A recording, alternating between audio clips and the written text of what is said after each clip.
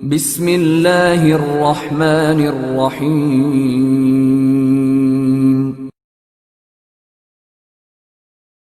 Jamaah, ada yang mengartikan kata qawwamuna dalam surat An-Nisa ayat 34 dengan makna leadership suami perihal membimbing istrinya dalam hal rumah tangga. Sehingga dikatakan pula apabila istri tidak juga berubah menjadi lebih baik, maka si suami diartikan leadershipnya telah gagal. Benarkah demikian? Ternyata tidak bisa segampang itu jamaah menjudge seorang suami gagal dalam hal leadership di rumah tangganya apabila istrinya memang tidak juga kunjung berubah menjadi lebih baik. Sebelum lebih jauh, sebenarnya perihal makna dari kata qawwamuna ini sudah pernah saya bahas di kelas online. Namun jika diperlukan maka pembahasan ini insya Allah akan kembali saya sampaikan nanti jamaah.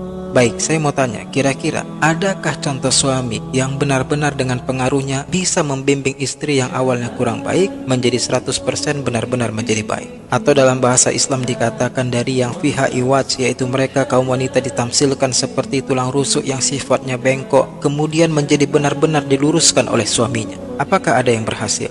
Jika ada yang mengaku berhasil, maka dia adalah suami yang sangat hebat dan saya pribadi ingin belajar dari dirinya.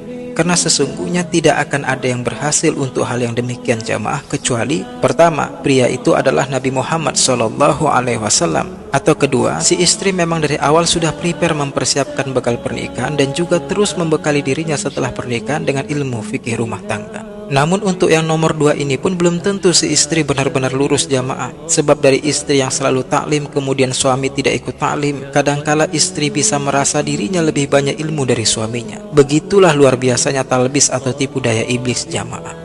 Maka Islam bukan menuntut suami untuk berhasil membimbing istri, namun yang Islam inginkan yaitu suami bersabar dalam proses membimbing istri menjadi lebih baik. Sekaligus tidak lupa pula dengan mengiringi membimbing dirinya sendiri. Dan di proses kesabaran suami inilah jamaah, maka suami akan mendulang pahala yang berlimpah dari Allah Subhanahu wa Ta'ala.